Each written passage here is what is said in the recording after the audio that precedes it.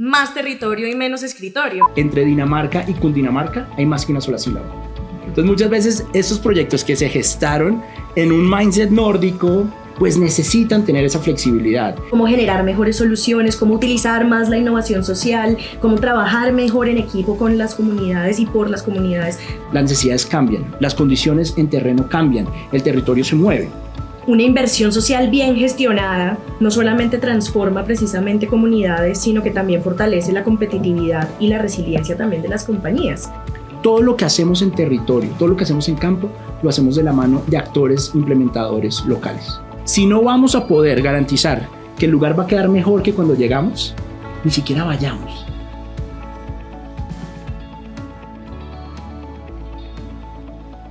Hola, buen día. Bienvenidos a estas charlas con impacto. Hoy tenemos un invitado súper especial. Estoy muy contenta de estar aquí en las oficinas de Novo Nordisk Colombia, compartiendo un poco más sobre inversión social, sobre gestión de impacto y sobre cómo podemos hacer también para hackear el sistema y entender también cómo hacer mejor las cosas. Y por eso estoy hoy acompañada de Saúl Cardoso. Él es director de Asuntos Corporativos, Comunicaciones y Sostenibilidad de Novo Nordisk. Y pues bienvenido. Mira, muchas gracias y pues bienvenida Novo y pues nada, súper listos para que tengamos una conversación de estos temas que definitivamente nos apasionan.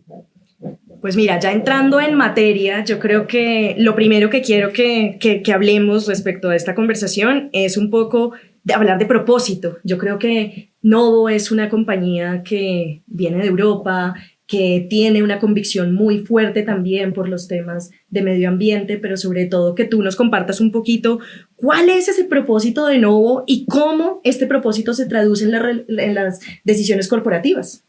Bueno, tú lo has mencionado, Novo es una compañía danesa y a mí me encanta mencionarlo porque frecuentemente hago ese llamado al equipo de la danesidad. O sea, pensemos con la danesidad, pensemos en los orígenes porque definitivamente los nórdicos tienen una visión diferente de ver las cosas.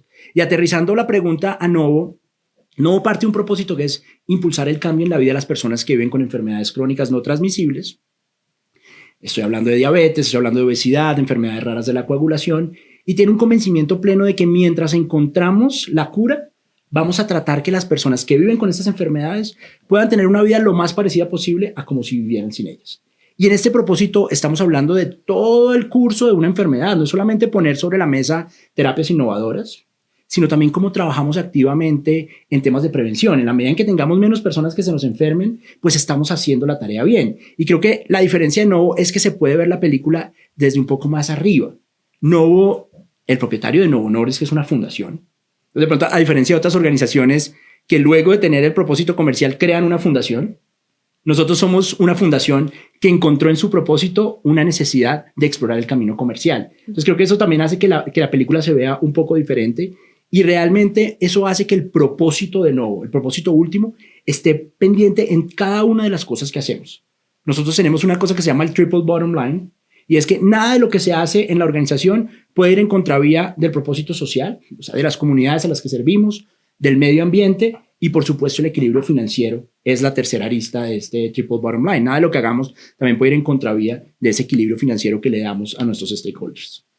Yo creo que lo interesante de lo que nos estás contando también es un poco que desde el origen, cuando una compañía nace precisamente como de un propósito de impacto, pues eso genera también transformaciones mucho más aterrizadas a los territorios. Yo te contaba también hace unos días que parte de lo que hacemos en Asahi también es impulsar que todas las inversiones que nuestros clientes y aliados hagan tengan resultados verificables, medibles, regenerativos y que con esto también podamos seguir cuidando la vida. Y esa parte del cuidado me parece que es una filigrana y un elemento importante dentro del propósito de Novo.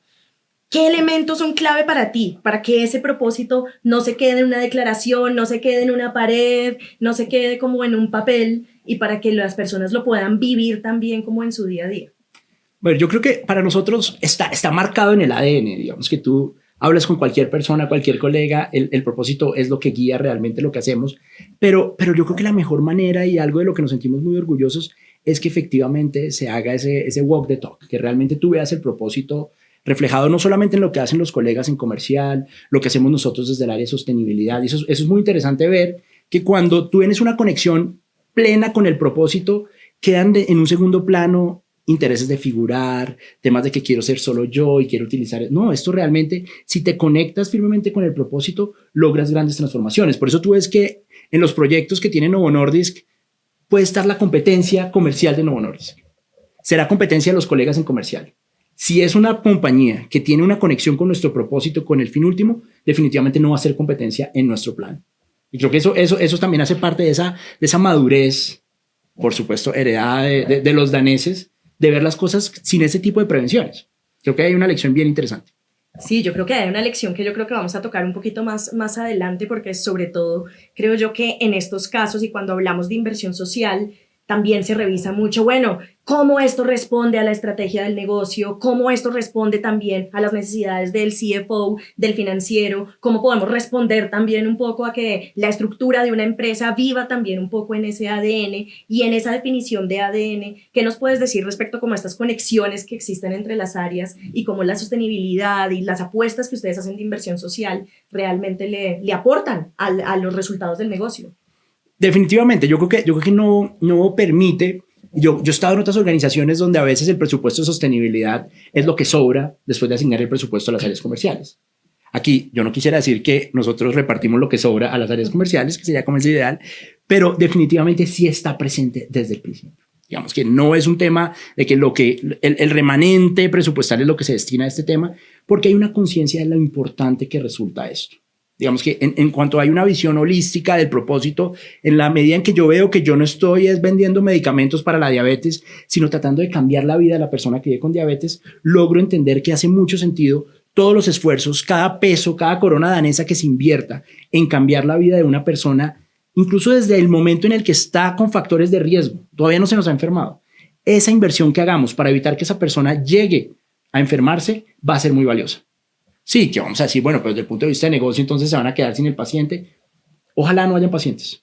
Si se acaba, si logramos erradicar de lleno la diabetes tipo 2, si logramos encontrar la cura para la diabetes tipo 1, pues seguramente no va a encontrar otro reto, otro propósito que definitivamente pues le va a conectar con la misma intensidad. No, y ya empezamos a hablar entonces un poco del impacto de la inversión social también que hacen ustedes en Novo, porque yo sí creo que los problemas que estamos ahorita enfrentando como humanidad, pues no se han resuelto. Y no los hemos resuelto, no hemos sido capaces también de entender cómo generar mejores soluciones, cómo utilizar más la innovación social, cómo trabajar mejor en equipo con las comunidades y por las comunidades para poder resolver muchos de estos problemas. Y ahí entonces encontramos uno de los desafíos que para mí ha sido como muy revelador, pero también todo el mundo lo habla, pero nadie lo implementa, y tiene que ver con la medición.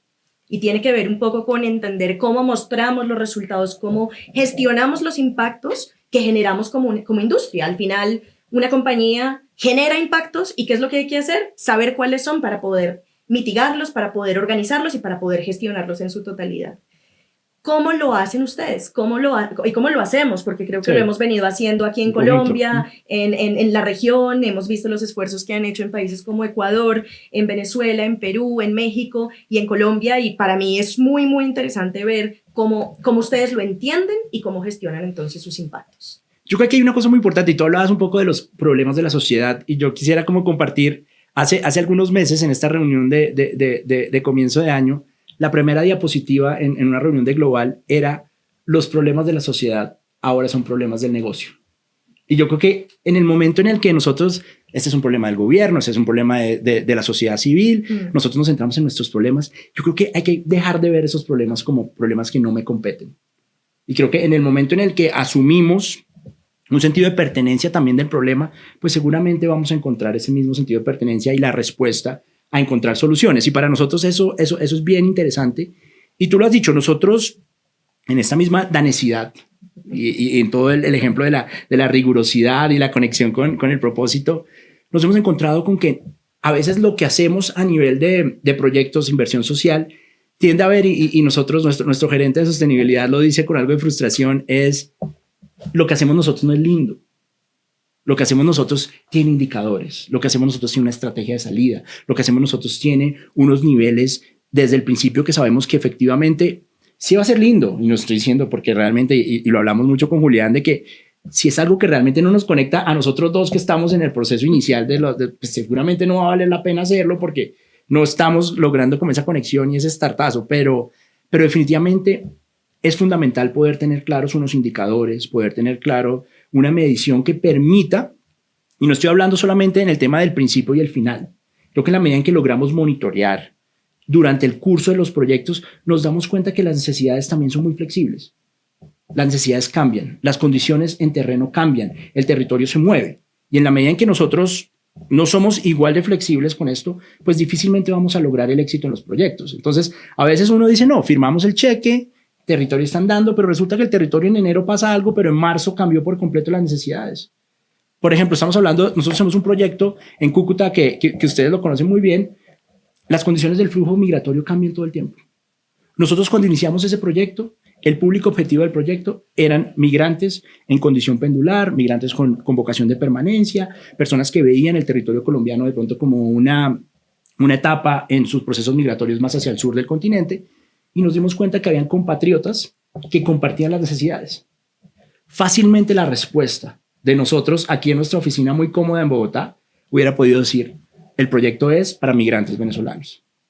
Pero no, si vimos que la necesidad, el proyecto también podía impactar a compatriotas que estaban de pronto fuera del espectro de la asegurabilidad, ¿por qué no tener esa flexibilidad y abrirlo? Entonces creo que es muy clave entender que cuando uno tiene esa visión de cooperante como inversionista desde el punto de vista social, también tiene que estar muy conectado con el desarrollo mismo y no quedarse solamente en mirar si se cumplieron los KPIs al final o no.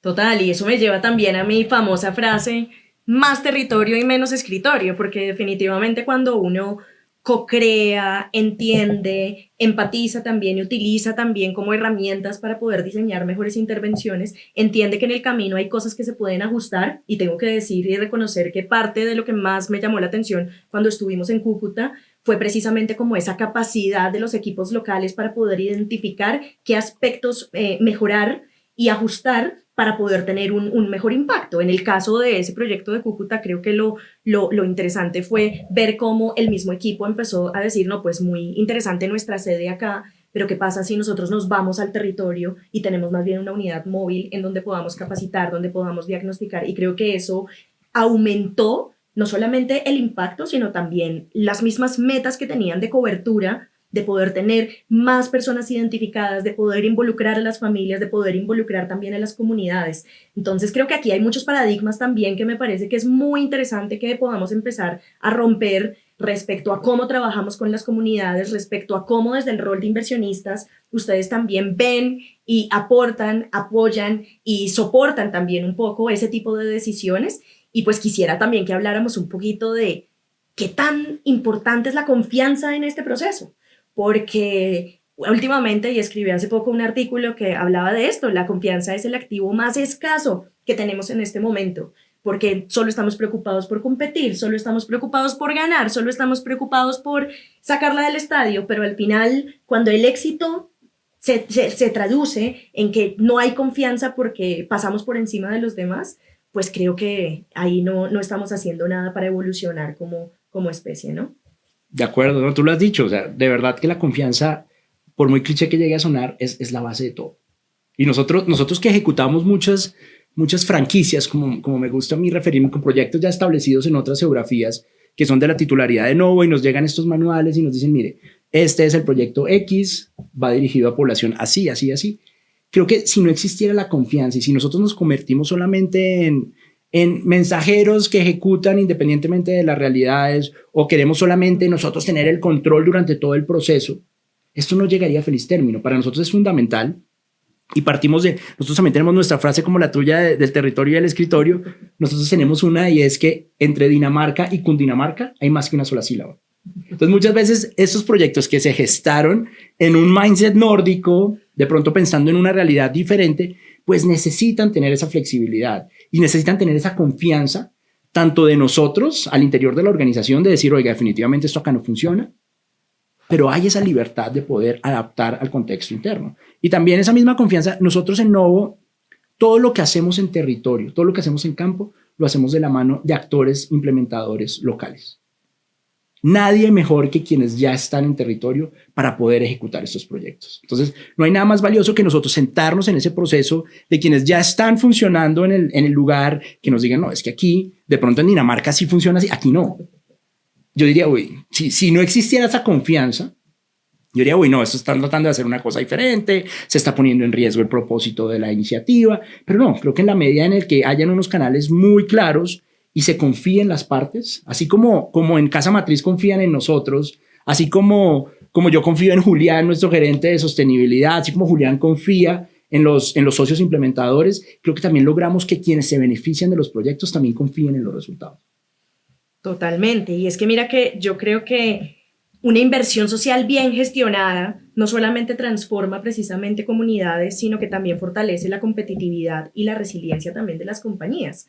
Y en ese sentido me parece muy interesante que nos hables un poquito más de ese ADN innovador, flexible, competitivo, que viven todo el tiempo como en Novo Nordisk y cómo eso realmente se traduce en este tipo de inversiones que hacen en territorio.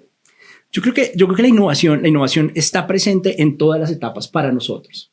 Muchas veces podríamos uno pensar en una compañía que está en el campo de la ciencia y la tecnología, una compañía de la industria de la innovación, realmente todo está centrado en tener terapias innovadoras encima de la mesa. Y muchas veces, y lo decía al principio de la conversación, no es solamente encontrar la cura de una enfermedad, es pensar también en cómo le mejoramos la vida a esa persona. Entonces, sí, mientras logramos tener la cura, nos hemos puesto a pensar que una persona que vive con diabetes antes tenía que salir a la calle con una nevera porque la tolerancia a la temperatura del medicamento no era tan amplia. Hoy en día podemos ver una persona que vive con diabetes tipo 2 haciendo mercado en Riohacha al mediodía con una pluma en su bolsillo.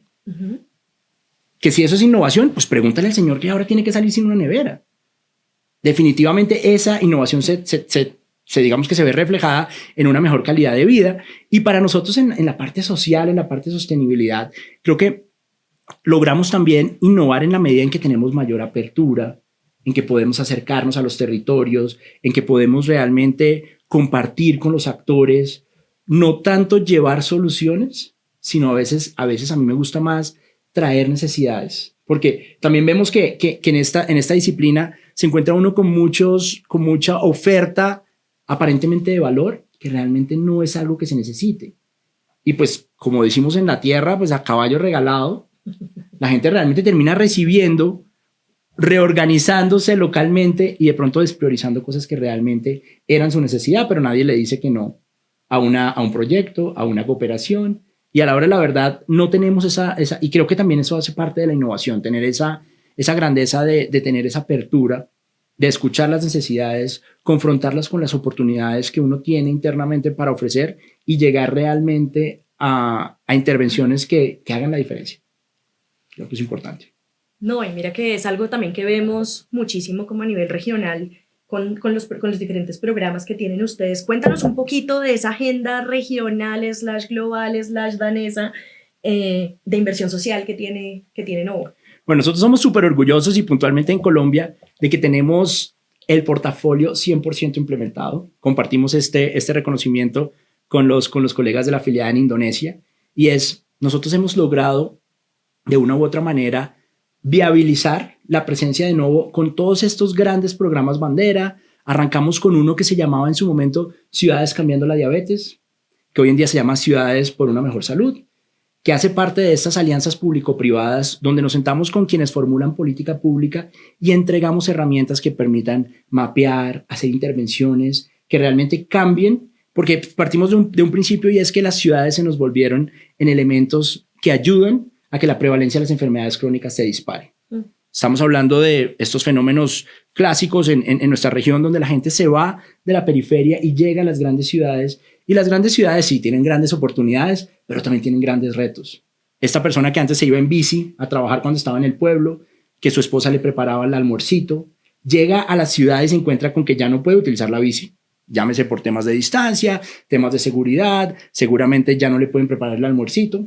Le toca enfrentarse a unos entornos obesogénicos donde lo primero que se encuentra. Entonces, definitivamente vemos que las ciudades sí tienen un elemento fundamental y por eso Novo Nordisk es una oportunidad de trabajar activamente con los territorios, con los entes territoriales, a ver qué más podemos hacer para cambiar esto. Desde mapearlos, de identificar la necesidad puntual, hacer pequeñas intervenciones. No estamos hablando de que es una gran inversión donde tenemos que hacer un gran centro de atención para personas que viven con diabetes o con obesidad. No, a veces temas como lograr presencia de un efectivo policial puede darle la garantía a las personas que pueden ejercitarse con tranquilidad. Entonces no necesitabas ni un nutricionista, no necesitabas de pronto un instructor, necesitabas un bachiller de policía para que la gente pudiera trasladarse y se sintiera segura de trasladarse al escenario deportivo. Y este tipo de dinámicas son las que trabajamos. Entonces, en ese primer proyecto que es Cities for Better Health, tenemos a Bogotá, tenemos a Barranquilla y próximamente vamos a tener una ciudad en el suroccidente que se va a sumar a estas 3 ciudades. Tenemos una alianza súper bonita, una alianza global que tenemos con UNICEF hace 5 años, que busca la prevención del sobrepeso y la obesidad en niños, niñas y adolescentes. Una alianza que se estructura en 3 pilares, unos temas que hacemos a nivel de comunicaciones, un tema de generar como una conciencia, levantar evidencia. Sabes que infortunadamente en nuestro país desde el 2015 no sabemos a ciencia cierta cuántas personas viven con sobrepeso y obesidad. No hacemos una encuesta que mida la situación nutricional, entonces tenemos a muchas personas formulando política pública con los ojos cerrados, claro, o con los ojos puestos en el 2015. Desde el escritorio. Exacto, desde el escritorio, no desde el territorio. Entonces es fundamental también poder desde la alianza contribuir con que haya evidencia mucho más fresca y eso se traduzca en intervenciones mucho más acertadas. Tenemos un programa que tú conoces muy bien, que es nuestro programa del Centro de Orientación y Prevención en Diabetes que tenemos en la frontera con Venezuela. Un súper programa que nació siendo orientado a venezolanos en condición de migrantes y hoy en día también atiende a compatriotas que viven en esa zona de frontera. Tenemos otro programa que es nuestro último lanzamiento que lanzamos el pasado 14 de noviembre, que es Cambiando la Diabetes en Niños, una iniciativa que va orientada a cambiar la realidad de los niños hasta 25 años que viven con diabetes tipo 1, de sus familias y que definitivamente parte de un propósito fundamental es que nadie debería morirse, ningún niño debería morirse por causas asociadas a la diabetes tipo 1.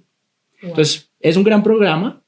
También hemos tenido unos spin-offs a nivel interno. Entonces, también nos hemos arriesgado a lanzar, por ejemplo, una iniciativa que se llama Florecer, donde vamos a comunidades, trabajamos de la mano de fundaciones y actores organizados de la sociedad civil en territorio. Tenemos esa necesidad y podemos poner en función de ellos unos programas, un programa realmente de 1 o 2 días, donde nosotros ofrecemos formación, cómo logramos que la gente tenga una mejor hoja de vida, cómo logramos que la gente hable mejor en público, trasladar ese tipo de competencias y hemos hecho cosas súper bonitas. En Medellín lo hicimos, este año vamos a ir a trabajar con una fundación en La Guajira y vamos a trabajar con esa primera promoción de enfermeras con enfoque en salud pública que va a dar la Universidad de La Guajira. Entonces vamos a ir también a trabajar con ellas y siempre logramos dejar algo, no sé, en este caso vamos a ir también con unos computadores portátiles. Entonces esto también hace parte de ese legado. Estos temas de Florecer, complementamos la oferta global con algunas iniciativas también locales porque realmente esto nos apasiona. Pues mira que veo elementos muy, muy poderosos como dentro de todo esto que nos cuentas. Por un lado, que siempre lo hacen en equipo, porque obviamente solos pues no vamos a resolver los problemas que como humanidad no hemos podido resolver hasta el momento. Lo segundo es que al final ustedes siempre han sido como muy flexibles y tienen un portafolio muy amplio en términos de inversión social y que no necesariamente son proyectos puntuales, sino que también le apuestan a programas y a líneas programáticas un poco más amplias. Y eso también permite poder ver en el tiempo cómo realmente se generan como esas transformaciones y eso me parece muy interesante. Y lo que hablas un poco de la medición y quiero volverme un poquito hacia ahí porque, pues bueno, es nuestro tema, ¿no? Es nuestro tema, es lo que hacemos y parte también del proceso de gestionar los impactos de manera permanente y no solamente utilizar de pronto instrumentos de evaluación puntuales antes, en la mitad y después, como generalmente se hace. Sí. Hemos visto en los últimos años una transformación del sector privado muy, muy importante hacia poder empezar a entender mejor los problemas, hacia aterrizar mejor las soluciones y hacia aterrizar las soluciones co-creadas también como con las comunidades. Y mira que esto al final recae también sobre una idea que nosotros le llamamos como todo lo que tiene que ver con la regeneración corporativa. Básicamente todo lo que se relaciona con el cuidado de la vida, con el hecho de poder mantenernos viables, mantenernos vitales y que literal nos tomemos ese pulso en los programas de inversión social y todavía esto nos dé vida y nos permita también dinamizar un poco más los ecosistemas. Y la tercera condición es desarrollar la capacidad de evolucionar. Entonces, con estas 3 cosas, lo que te estoy diciendo es que al final la apuesta de inversión social de Novo no solamente le apuesta a sostenibilidad o a temas de reputación, ni a temas nada más de comunicación, sino que al final ustedes también están haciendo una contribución importante hacia regenerar un poco este planeta y este pedacito de mundo que nos fue asignado, ¿no? Total, total. Y yo creo que eso es un llamado. Nosotros tenemos que dejar de un lado esta titularidad tóxica sobre la causa. Yo creo que nosotros, cuando vemos ese propósito de cambiarle la vida a una persona que está viviendo en Chiriguaná, lejos de pretender que nosotros somos los únicos llamados a hacer la diferencia. Yo creo que cuando hay una conexión real con el propósito, están las puertas abiertas a que se sumen. Que tú eres mi competencia en la arena comercial, perfecto, pero es que yo no estoy en la arena comercial. Estamos trabajando es por mejorarle la vida a esta niña del Cesar. Entonces, ¿cómo realmente nos despojamos de esos sesgos a veces que nos acompañan, algunos de manera súper tangible, otros de manera invisible, y entendemos que en esta disciplina, en este territorio en el que nosotros estamos de la inversión social, no debería haber cabida a este tipo de cosas? Muchas veces esto lo que hace es que dejamos de amplificar los impactos por unos celos a veces estúpidos en torno a esto. Entonces, por ejemplo, y lo hablo mucho por mi equipo, por mi compañía, nosotros estamos muy abiertos siempre a que esta sea una plataforma colaborativa, entre más mejor, que realmente esto se traduzca en que podamos impactar ya no solamente a una niña, sino de pronto a dos, o de pronto llevar este impacto a un plano mucho más abierto. Y siempre, y yo creo que ahí en Colombia tenemos una oportunidad muy grande. Y yo sueño, y con mi equipo soñamos, en que así como tenemos unas estructuras donde compartimos en temas de acceso, en otros tipos, como tenemos estructuras gremiales, no sé, que haya en AFIDRO un capítulo de inversión social, donde también de manera articulada pudiéramos tener estas conversaciones de hacia dónde están soplando estos vientos, cómo nos sumamos en los esfuerzos. Entonces creo que ahí hay una oportunidad muy grande y una tarea también por hacer que está pendiente. Es muy interesante porque llevamos décadas hablando de cooperación. Hablamos de que juntos lo hacemos mejor, que es que no vamos a resolver las cosas si no lo hacemos con otros, pero qué difícil es en la práctica, qué difícil es poder construir ecosistemas sin caer otra vez en los ecosistemas, ¿no? Y qué retador es también desde el sector privado, pues porque nosotros también somos como parte del sector privado, pero sí, nos hemos volcado también a pensarnos también en maneras diferentes de hacer las cosas. Y mira que me voy a una frase que está ahí a tu espalda que me parece muy chévere, y es como la innovación sin ejecución es alucinación. Y creo que me parece muy interesante entender cómo ustedes están innovando en estos modelos de cooperación.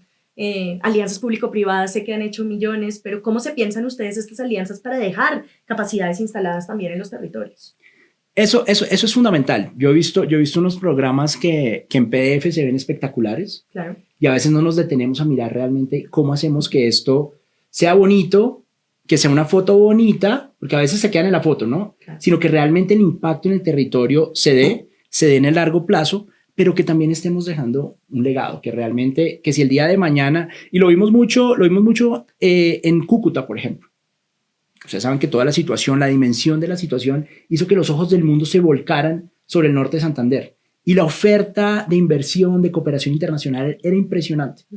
Tú llegabas y esto era el stand, la cosa, el container, era impresionante lo que uno veía en territorio, y de repente se fueron.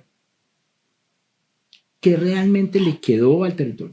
Durante la vigencia de la cooperación, muy válido, pero realmente poder, y nosotros, si tú miras, dentro de las cosas que hacemos, dentro de los indicadores, y me voy a quedar un poco en el tema del proyecto de Cúcuta para poder ilustrarlo con mayor claridad, no es solamente impactar, y a mí me encanta decir que hoy en día han sido más de 4.700 personas las impactadas por el proyecto, pero me gusta más decir que son más de 550 los profesionales de la salud, que son los que van a quedar, los que van a servir al territorio, a quienes le estamos también transfiriendo conocimiento, porque nosotros no tenemos la certeza, si bien cada vez que hacemos un proyecto, el capítulo 1 es la estrategia de salida. O sea, sí, ¿cómo vamos a llegar? Está bacanísimo, pero ¿cómo vamos a llegar?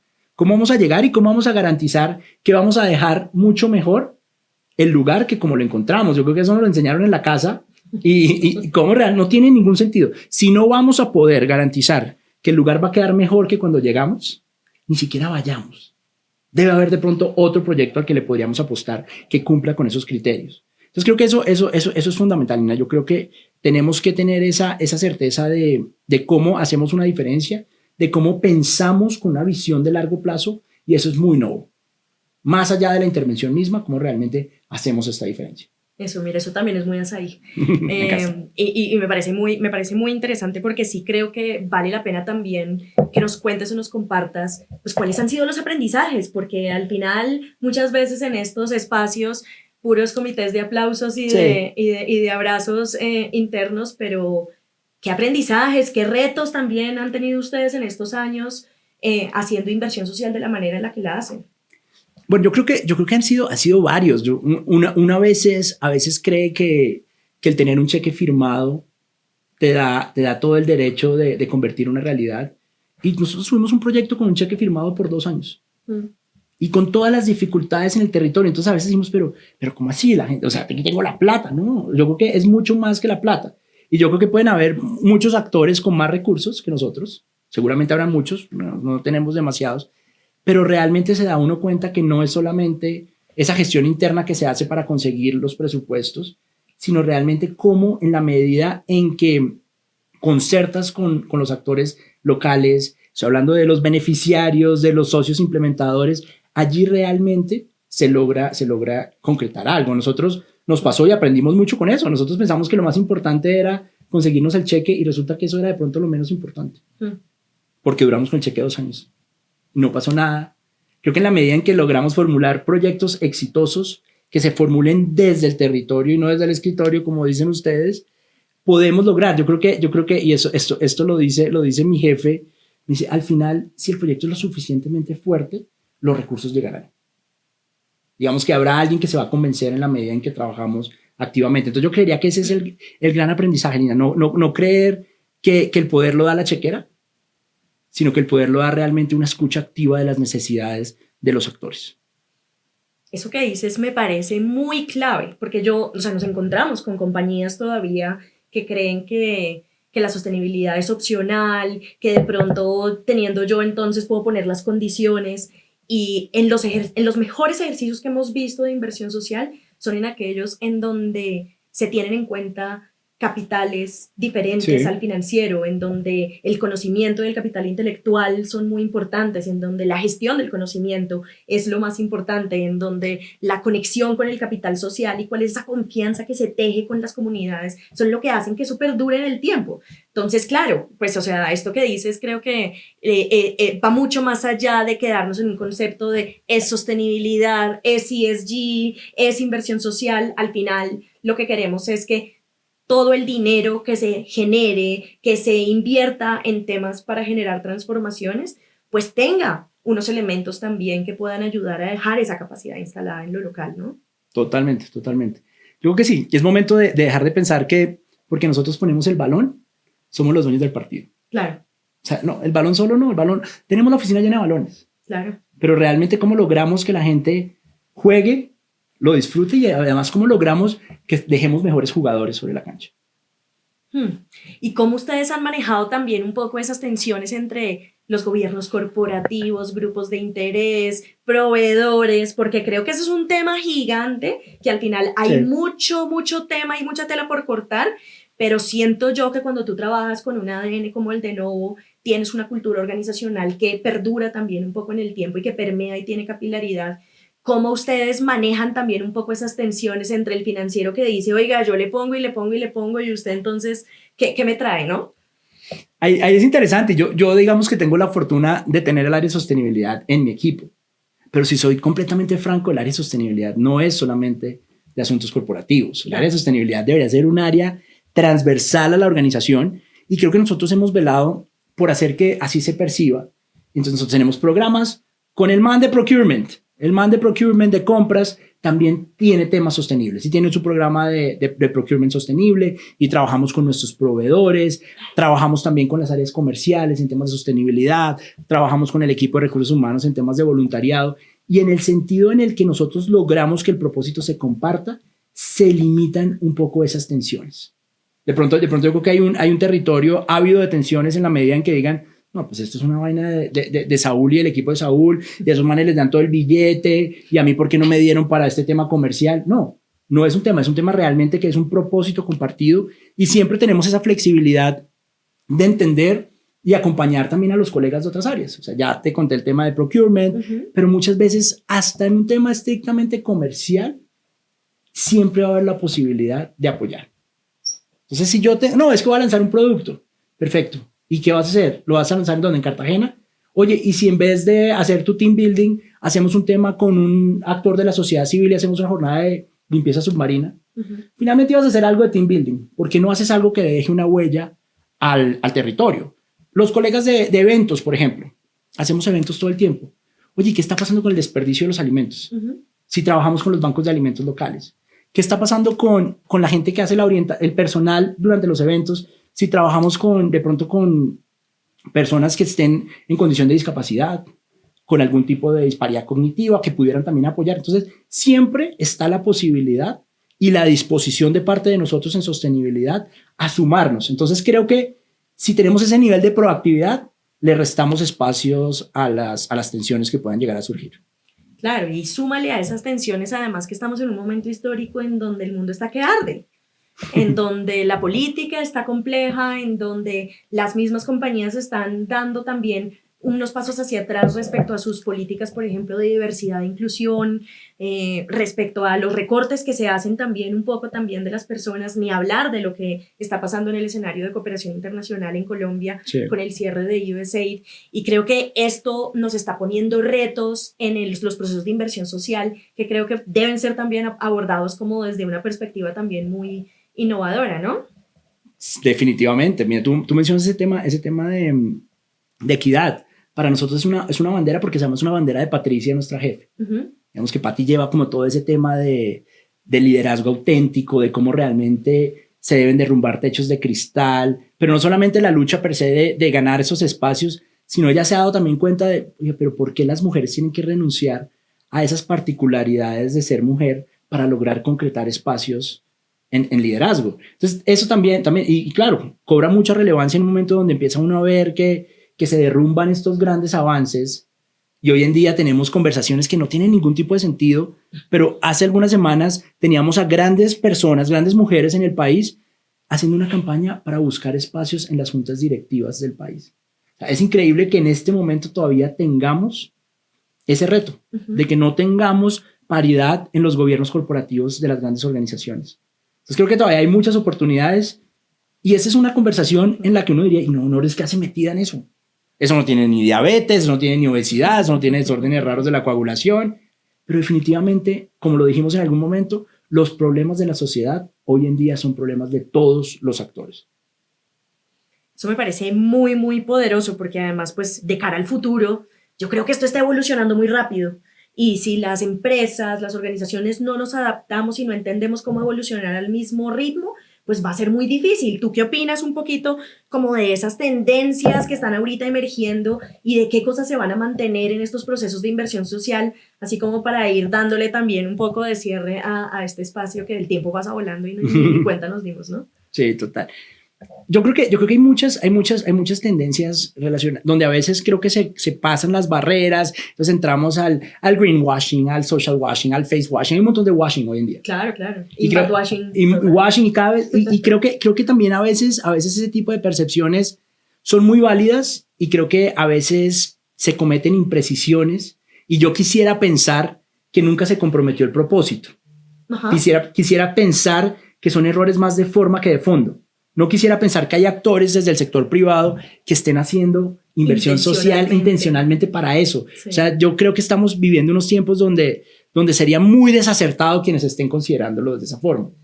Sí hay una oportunidad para trabajar en la forma. O sea, yo veo a veces muchas buenas intenciones que en el camino se pierde. Pero creo que en la medida en que tengamos claro que el propósito tiene que estar presente, y ese debería ser el llamado. Yo creo que en tiempos del washing, nunca te olvides abrazar con contundencia tu propósito. Creo que ahí vas a encontrar las mejores formas para que no haya riesgo del washing de ninguna manera. Claro, y yo lo que veo respecto a eso es que al final, en este momento, no hay mucha contundencia respecto a las multas que van a empezar a caer por hacerlo. Sí. Porque en ese momento, porque claro, mientras que no sea ley, mientras que no sea norma, al final termina siendo un nice to have, algo chévere por tener, reportar, pero en la medida en que ya se están viendo regulaciones que vienen de hecho desde Europa y sobre todo una compañía como ustedes, que viene un poco también ya arrastrada desde Europa en su naturaleza, en su casa matriz, pues ustedes ya están un poco más preparados. ¿Qué les puede recomendar a las empresas para que puedan empezar a prepararse un poco, no solo por no caer en el greenwashing y por atentar un poco contra el propósito, sino porque las multas van a ser importantes? Yo creo que ahí estamos llamados, quienes tenemos esa bondad y quienes tenemos esa oportunidad de hacer parte de organizaciones con presencia en otros países. Yo siempre les digo, esta película ya se la vieron en Dinamarca el año pasado. Claro. No tiene sentido que esto nos esté generando un mal rato, porque no empezamos desde el momento en el que se volvió obligatorio en Escandinavia a trabajar. Y nosotros estamos trabajando con proveeduría, por ejemplo, en prepararlos para un tema que va a ser obligatorio en 10 años. Entonces creo que ahí el llamado sería a quienes tenemos esa posibilidad, cómo nosotros nos activamos para impulsar el cambio. Yo que suena de pronto un poco cliché y nosotros todo lo hacemos con impulsar el cambio, pero si no hay algo que sea impulsar el cambio, si es traer conversaciones del futuro y trabajar y prepararnos antes de que se vuelva obligatorio, yo no sé qué es. Si eso no es impulsar el cambio, no sé qué es. Entonces creo que ese es el llamado a quienes tenemos esa posibilidad de saber lo que viene. Yo siempre estamos en el futuro, un poco es una organización que así como tenemos presencia geográfica en el futuro, tenemos presencia geográfica en el presente e infortunadamente tenemos otras afiliadas que están en el pasado, que todavía el recorrido que les queda es grande. Entonces creo que ese sería como el llamado. Nosotros deberíamos responder a esa necesidad de traer esas conversaciones y activarnos en proponer soluciones antes de que se vuelva obligatorio. Porque ante la obligatoriedad, ante la multa, todos son buenos. Claro. Pero yo siento que los verdaderamente buenos son los que hoy están destinando recursos, destinando tiempo a trabajar cosas aun cuando no es obligatorio. Eso yo creo que es el verdadero compromiso. Y así como lo estamos haciendo nosotros, creo que muchos actores podríamos estar haciendo. No, y dirían muchos de los que de pronto nos están escuchando como, no, pero es que Novo Nordisk es una empresa gigante, una multinacional grandota. Pero ¿cómo ves tú también ese camino para los pequeños? Porque para mí, de hecho, tiene mucho valor que las empresas pequeñas, que los pequeños proveedores que apenas están empezando como este camino, puedan integrar desde el principio muchos de estos elementos que creo que son valiosos para su crecimiento y que los vuelven más competitivos también con el tiempo, ¿no? Total, yo creo que en esto las dimensiones de las organizaciones pues harán que sea más fácil o más difícil el proceso, pero al final lo valioso es que así tengas 1 o 500,000 empleados, si logramos sembrar la semilla de que esta es una preocupación, creo que estaríamos haciendo un gran paso. Por supuesto que hace las diferencias y será más fácil y más expedito el camino en la medida en que tienes más empleados, que tienes más recursos, más billetera. Pero yo creo que la billetera y la concepción no están estrictamente ligadas, o sea, solamente sembrar. Nosotros tenemos proveedores de consultoría que tienen 5 o 10 empleados, como tenemos también otros procesos de packaging y de gestión logística que tienen 500,000, no 500,000 no, pero 1,000. Y realmente sembrar la semilla de esto en la cabeza de esa persona grande o de esa persona chica, creo que ese debería ser el gran legado de una organización que tiene la posibilidad de vivir un mindset mucho más progresista, que está viendo la película en avanzada. Entonces creo que ahí sería como el llamado. Sé que no va a ser fácil para unos, pero en la medida en que logremos cambiar la mentalidad, ya ella sería un gran paso en la dirección correcta. Ya, yo creo que tú mencionaste algo que me quedó rondando en la cabeza que tiene que ver como, oiga, esta película ya se la vieron en otros lados hace mucho tiempo y yo siento que parte al menos de nuestra cultura ha tenido que ver con ir y ver qué es lo que está pasando para poder traerlo y poder platanizarlo, ¿cierto? Y entonces yo sí estoy totalmente segura que si no nos proponemos dentro de también nuestro propósito poder hackear este sistema y poder entender cómo hacer las cosas diferentes para encontrar resultados diferentes, pues difícilmente vamos a poder generar como esos cambios. Entonces, mi pregunta para ir cerrando para ti, querido Saúl, es cómo Saúl está hackeando este sistema para poder hacer que las cosas mejoren y para poder generar esos cambios y cómo Novo también lo está haciendo. Bueno, como Saúl, digamos que es compromiso inquebrantable con el propósito. Creo que en mí pueden encontrar en la organización un aliado fundamental para lograr concretar cosas. No me gustan los PDFs, no me gustan los PowerPoints. Me gusta realmente que las cosas se conviertan en realidades. Y esto a veces tenemos ese sesgo de la perfección y es que no tenemos todas las variables alineadas. Pueden pasar 500 años y no se hizo algo. Yo prefiero hacer algo de manera imperfecta con el objetivo que de pronto podamos mejorar y que sea esa versión 1.0. Entonces, en mí pueden encontrar una persona que le apuesta a ideas locas. Pueden encontrar en mí, digamos, una persona que en el área de inversión social, y yo creo que eso lo podría responder Julián, nuestro gerente de sostenibilidad, que es como mi gran aliado en estos temas, en mí siempre va a encontrar unos oídos abiertos a hacer cosas diferentes, a sumar aliados, a apuntarle a causas que de pronto no son las más populares o las más sexys. Esas de hecho me gustan más, las que son donde nadie más se ha metido. Entonces, en eso por mi parte. Y como Novo Nordisk, creo que es innegable la concepción que tiene esta compañía desde la parte sostenible. Yo creo que arrancamos hablando que a diferencia de otras organizaciones que en el proceso comercial crean una fundación para hacer inversión social, nosotros somos producto de esa inversión social. Nosotros fuimos concebidos como organización a hacer actividad comercial a partir de un propósito. Por ende, es innegable que Novo Nordisk se desconecte de esto. Entonces, cuando tienes ese pilar fundamental, cuando la casita fue hecha con ese cimiento, muy difícilmente logras desligarlo de esto. Entonces, eso es Novo Nordisk. Entonces, en la medida que combinamos gente loca y comprometida como Saúl y una organización con unos cimientos que garanticen esto, creo que se logran grandes resultados. Total, y ahí sí entonces es cuando uno puede tocar el impacto social, que es lo que muchos quieren, ¿no? Cómo se puede volver un poco más tangible y cómo podemos literal pasar del escritorio al territorio, pero también con resultados medibles, verificables, que la gente pueda ir y revisar. ¿En dónde podemos encontrar información sobre la inversión social de Novo, Saúl? Bueno, nosotros tenemos en nuestras redes sociales todo el tiempo estamos compartiendo, en nuestra página web tenemos toda la información y estamos constantemente amplificando todo ese tipo de cosas que logramos. Y yo creo que lo más importante aquí, yo quiero quedarme con esta idea y otra vez voy a hablar de Julián cuando dice que lo que hacemos en sostenibilidad y en inversión social es lindo. Yo nunca he visto que a un colega en comercial en la mitad de un comité directivo le digan, oye, esos logros comerciales son súper lindos. Entonces yo creo que saquemos de ese plano de lo lindo, de lo nice to have y entendamos que invertir en nuestra sociedad también tiene réditos, también tiene métricas y también tiene unos objetivos que son igual de loables para una organización como lo son los comerciales.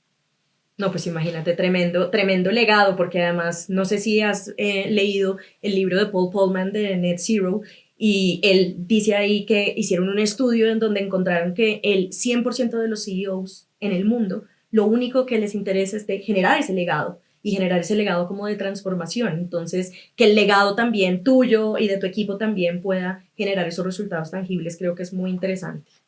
Entonces, pues, para ir cerrando este espacio, hoy trajimos una historia que para nosotros ha sido muy importante como compañía. Nosotros somos de esos proveedores que tenemos solamente 10 empleados, pero que con mucha intencionalidad hemos podido estructurar al interior de nuestra compañía procesos también de regeneración corporativa, una cultura organizacional que creo que hoy en pocos lugares también se ve, y me encanta poder traer también a este tipo de conversaciones compañías con las que compartimos mucho de ese ADN, porque creo que hace falta también no solamente hablar de lo lindo, de los resultados, del impacto, de las historias, sino también un poco de lo retador y lo difícil que es sobrevivir, ser viable, mantenerse vital y desarrollar esa capacidad de evolucionar en un mundo como el que tenemos hoy, ¿no?